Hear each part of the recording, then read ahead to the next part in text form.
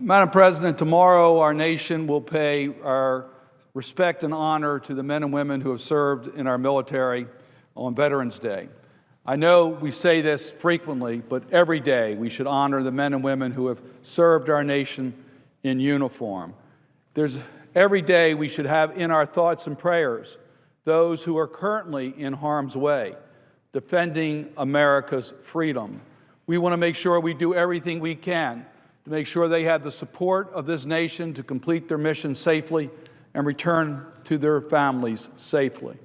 So I take this time to express the appreciation of this senator on behalf of the people of Maryland to the men and women who have served our nation, who are our veterans, their families, and those who are currently serving our nation in the military service.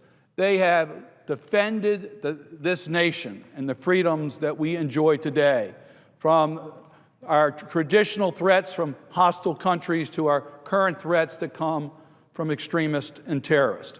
Our men and women in our armed forces have served our nation very, very proudly. Now, Madam President, we need to show our appreciation by words and deeds. And I know that I speak for the members of this body that we need to make sure that we provide the very best in health care to those who are returning from Iraq and Afghanistan and those who have served in our nations. I have visited and seen firsthand our soldiers who have returned and how they are being treated. And I tell you, we need to do and keep up this commitment. It's interesting, Madam President, I want to compliment my friend, Congressman Ruppersberger, my colleague from Maryland, who started a program known as the Miles for Heroes, where soldiers who are returning home would come into BWI Airport in Baltimore, but for them to get to their home, they had to purchase their own tickets in order to see their families. And in many cases, our soldiers who returned home for treatment, their families could not afford to travel to visit them in the medical facility. And Congressman Ruppersberger introduced a proposal where you could use frequent flyer miles and donate that so that our soldiers and their families could get airline tickets to see each other. And it's been extremely successful. We celebrated an anniversary of that event not too long ago at the BWI Airport. I mention that because I have filed S-1776 to extend this program to hotel miles so that families can not only have the transportation costs to visit their wounded warriors, but also have a place to stay. I think that makes abundant sense, and I hope that we'll be able to act on that.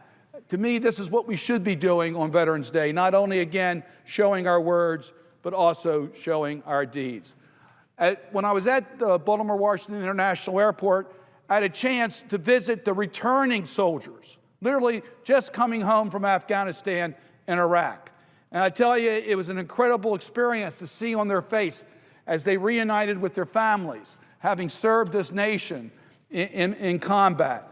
But I tell you, there was also concern on some of their faces because they don't know whether they're going to have a job to return to once they return to the United States. Well, we took some steps to help them today in that regard by the passage of a bill that will provide incentives for employers to provide employment for our veterans returning home from Afghanistan and Iraq. That's exactly what we should be doing, showing our support for our veterans. So, Madam President, I just wanted to take this time to pay respect and honor to those who've served in our military.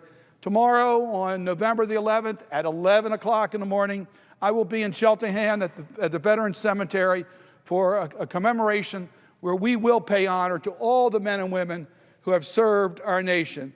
And I will then express on behalf of the people of Maryland, and I think the people of this nation, our gratitude for preserving our way of life and being a beacon of hope for freedom-loving people around the world.